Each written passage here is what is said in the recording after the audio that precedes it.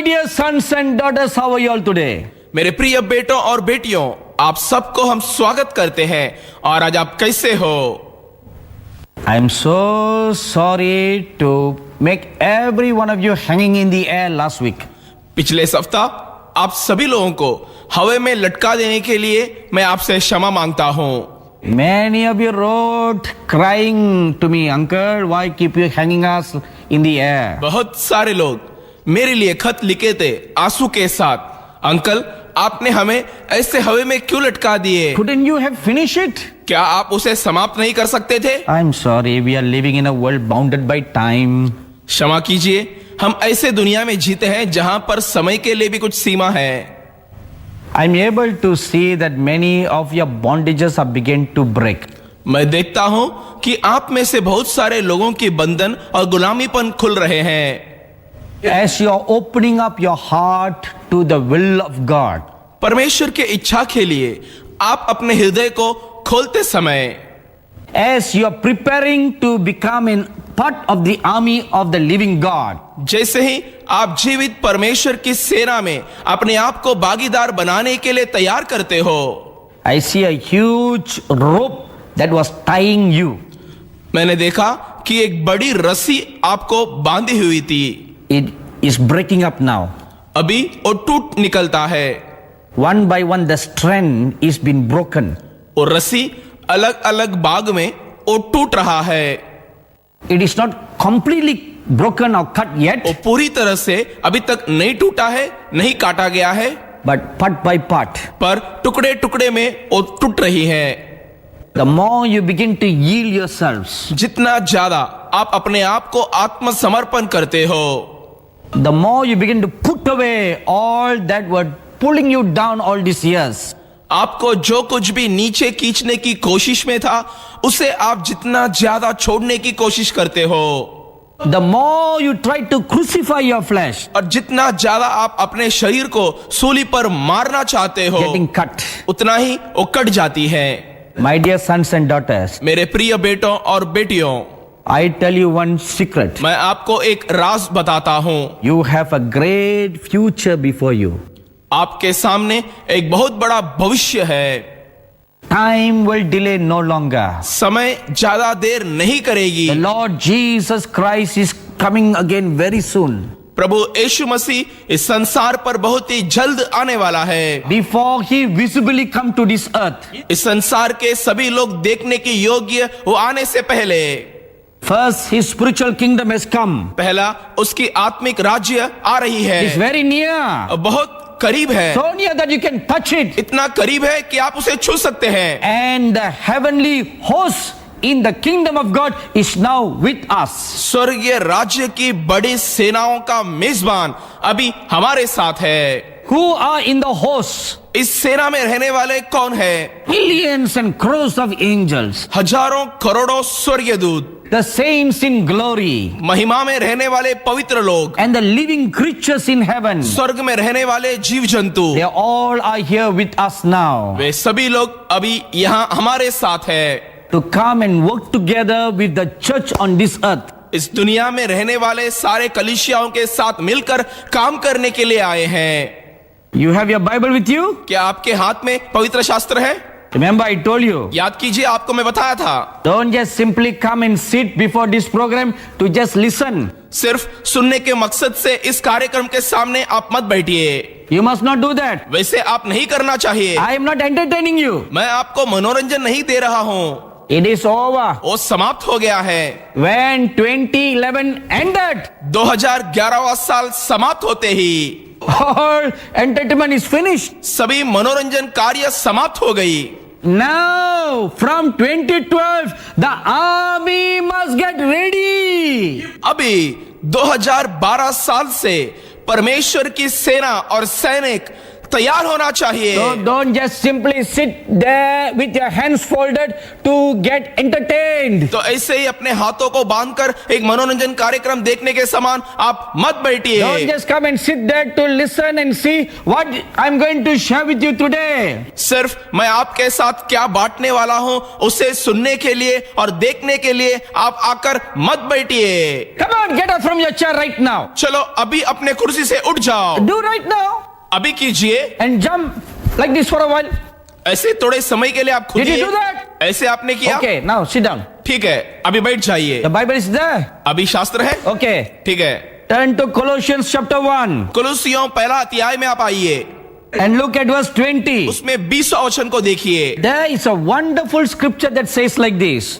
एक खूबसूरत वचन वहां पर इस प्रकार कहती है, And having made peace through the blood of his cross, by him to reconcile all things unto himself, by him I say, whether they be things in earth or things in heaven. और उसके क्रूस पर बहे हुए लहू के द्वारा mail मिलाप करके सब वस्तुओं का उसी के द्वारा से अपने साथ मेल कर ले, चाहे वे पृथ्वी पर की हो चाहे स्वर्ग में की।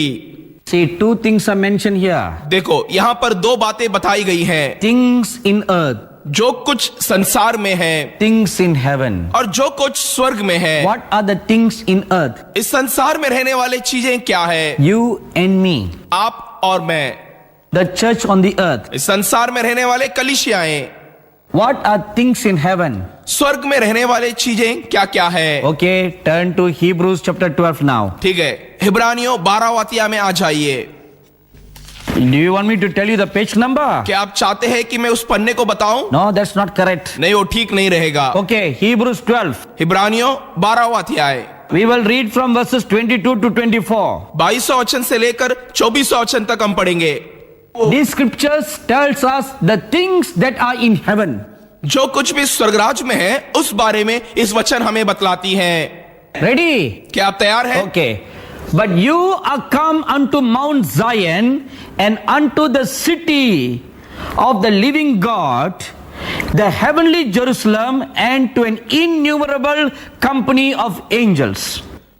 पर तुम सियोन के पहाड़ के पास और जीवते परमेश्वर के नगर स्वर्गीय यरूशलेम के पास और लाखों स्वर्गदूतों, To the general assembly and the church of the firstborn who are written in heaven, and to God the judge of all, and to the spirits of just men made perfect. और उन पहिलोटों की साधारण सभा और कलीसिया जिनके नाम स्वर्ग में लिखे हुए हैं, और सबके न्यायी परमेश्वर के पास और सिद्ध किए हुए धर्मियों की आत्माओं, And to Jesus the mediator of the new covenant, and to the blood of sprinkling that speaketh better things than that of Abel. और नई वाचा के मध्यस्थ यीशु और छिड़काव के उस लहू के पास आए हो जो हाबिल के लहू से उत्तम बातें कहता है। Now look at this scripture. अभी आप इस वचन की ओर देखिए। It talks of 9 things, but there are 10 things. वहां पर 9 चीजों के बारे में वो बात करती है, पर वहां पर 10 चीज है। I'm going to tell them one by one.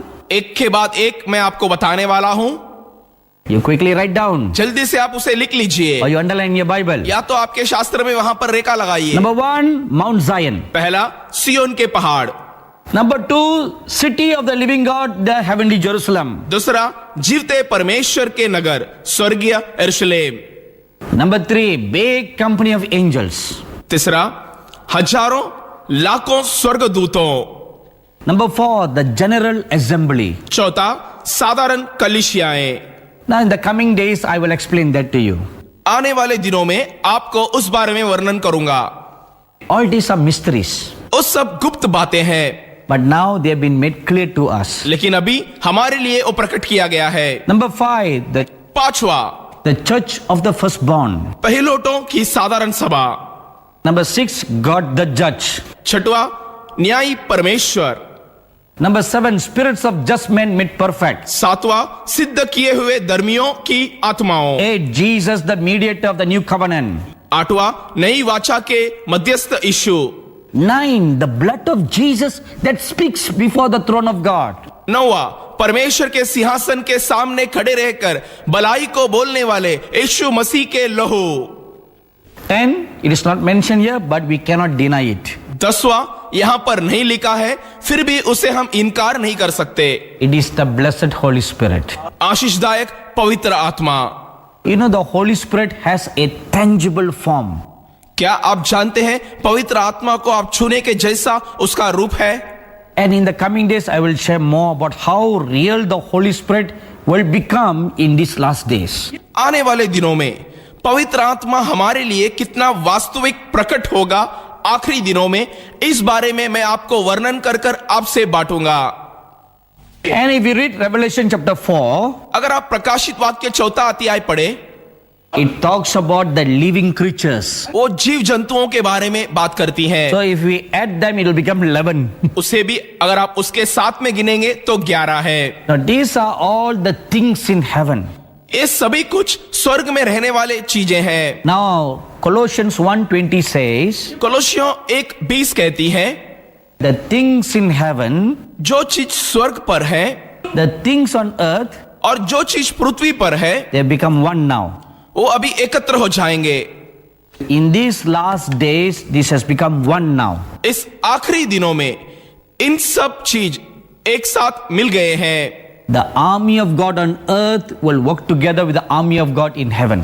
पृथ्वी में रहने वाले परमेश्वर की सेना स्वर्ग में रहने वाले परमेश्वर के सेना के साथ हाथ मिलाकर एक साथ चलेंगे।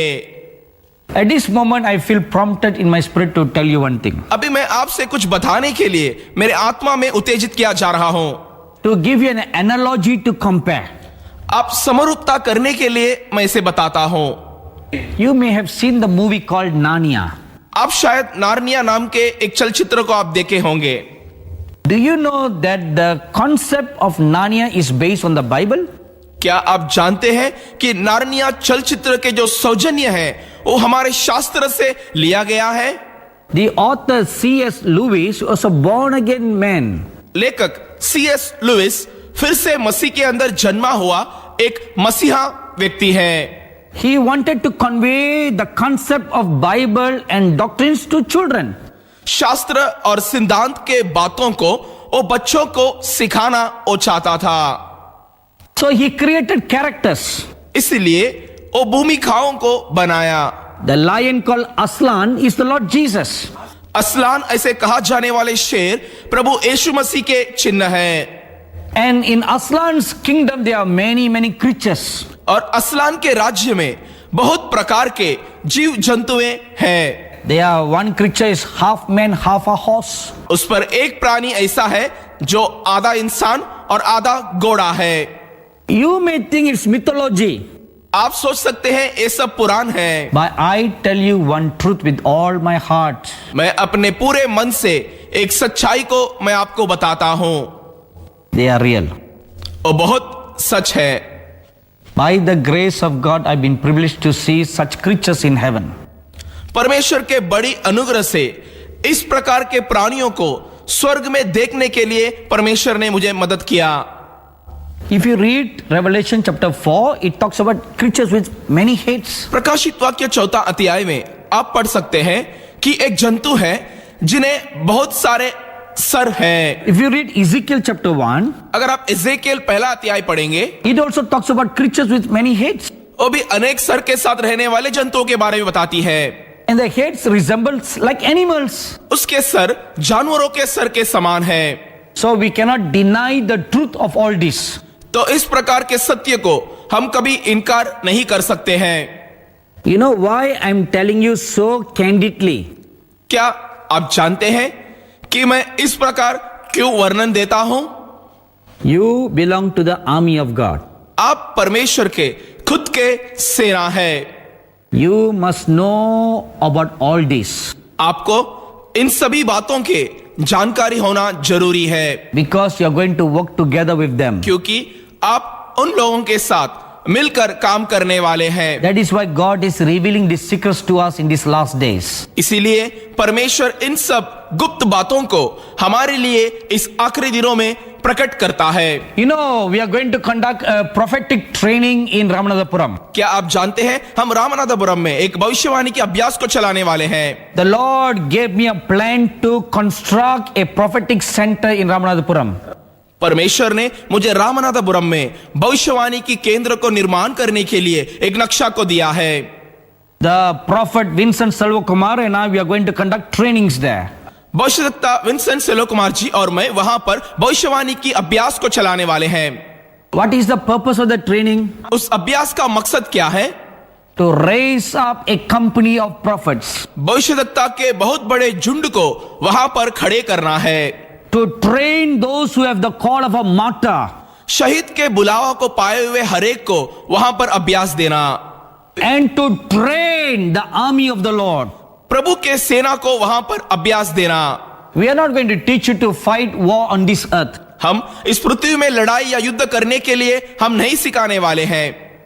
No, all that is gone. नहीं, वो सब बीत गया है। Don't waste your time with flesh and blood. शरीर और लहू के साथ लड़ने में आपके समय को व्यर्थ मत कीजिए। The scripture says very clearly, शास्त्र सफाई से बताती है our warfare are not of this world. हमारे युद्ध इस संसार का नहीं है। We do not war with flesh and blood. हम शरीर और लहू के साथ युद्ध नहीं करेंगे। For war with these principalities and of the powers of darkness. हमारे युद्ध आकाश मंडल के बुरे आत्मा और इस संसार के अंधियारा के ऊपर राज करने वाले शैतान के साथ हमारे युद्ध होने वाला है।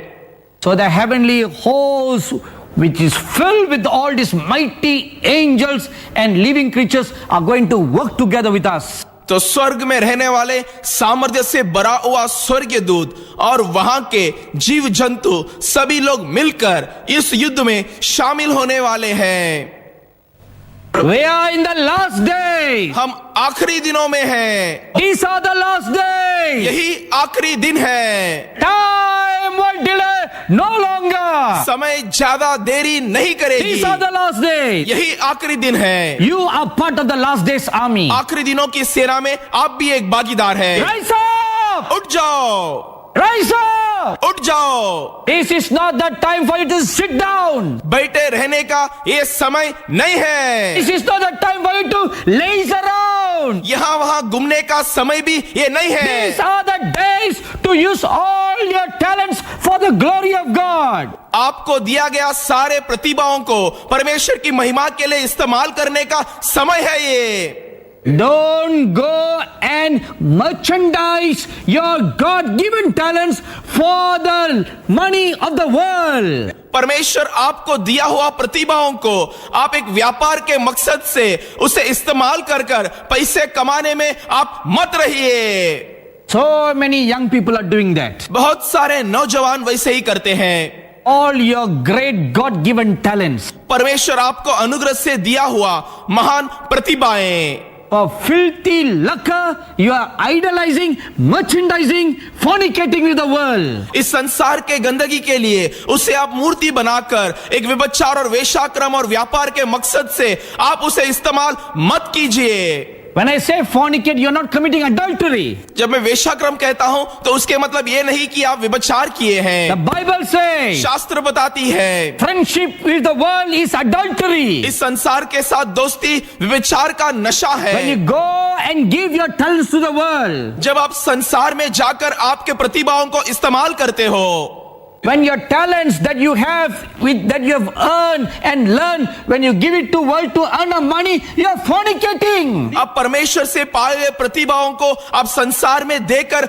उसे पैसा कमाने में इस्तेमाल करते समय आप इस संसार में वेश्याक्रम करते हो। Come on, give it to God. आइए परमेश्वर के लिए इस्तेमाल कीजिए, Give it to God. परमेश्वर को दीजिए। What talents do you have? आपके पास जो भी प्रतिभाएं हैं, Talents for animation, एनिमेशन का प्रतिभा, talents for graphics, चित्र बनाने का कला, talents for IT, सूचना प्रौद्योगिकी प्रतिभा, talents in visual making, चित्रों को बनाने वाला प्रतिभा, Why are you giving it, selling it to the world? क्यों आप इसे उस संसार में देते हो और उसे बेच डालते हो? Is it so that you can earn big fat money? क्या आप इसीलिए करते हैं क्योंकि आप उसमें अच्छे कमा सकते हैं? Do you know something? क्या आप ये जानते हैं? The economy of the world is crumbling down. संसार की अर्थव्यवस्था नीचे गिर रही है। This year, 2012, इस साल 2012 में it has been prophesied. भविष्यवाणी कहा गया है, Economies of the world are going to drop like nothing. इस संसार के अर्थव्यवस्था बहुत नीचे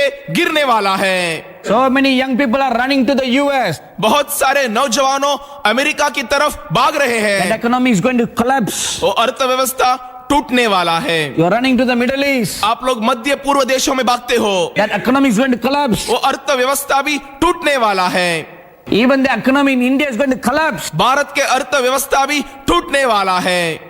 Only the kingdom of God will stand strong. सिर्फ परमेश्वर की राज्य यहाँ पर स्थिर खड़े रहेगा। The last days army of God. परमेश्वर के आखिरी दिनों का सेना। Come on, come and join and unite with me. आइए मेरे साथ आकर आप जुड़ जाइए। Let's do a great work for God in these last days. इन आखिरी दिनों में परमेश्वर के लिए महान कामों को हम करेंगे। The army of God in heaven is now come down to the earth to work together with the army on the earth. इस पृथ्वी में रहने वाला सेना के साथ मिलकर काम करने के लिए स्वर्ग में रहने वाले परमेश्वर का सेना इस धरती पर उतरकर आ गया है। When you open your heart and you begin to pray, जब आप अपने हृदय को खोलकर प्रार्थना करने शुरू करेंगे, Lord, make me know your will. परमेश्वर आपके इच्छा को मैं जान लेने के लिए मदद करो। That will be made known to you. वो इच्छा आपको प्रकट किया जाएगा। Shall we pray now? क्या अब हम प्रार्थना करें? Our gracious and loving heavenly Father, अनुग्रह और प्यार से भरा हुआ हमारे स्वर्गीय पिता, look at the heart of your sons and daughters. आपके बेटों और बेटियों के हृदय को जरा आप देखिए। They are beginning to open up to you. वो उनके हृदय को आपके सामने खोलने शुरू किए हैं। Make your will known to them. आपके इच्छा वे लोग जान लेने के लिए उसे आप प्रकट कीजिए। Show them your ways, आपके मार्ग को उन्हें आप बताइए, that they may walk after you with a perfect heart. ताकि वे आपके पीछे उत्तम हृदय के साथ चले। Teach them your ways, आपके मार्ग को उन्हें सिखाइए, that they may serve you with a perfect heart. ताकि वे लोग उत्तम हृदय के साथ आपकी सेवा करें। In Jesus' name I bless them. यीशु मसीह के नाम से इन सभी लोगों को मैं आशीष करता हूँ। Amen. आमीन। See you all next week. अगले सप्ताह हम फिर मिलेंगे।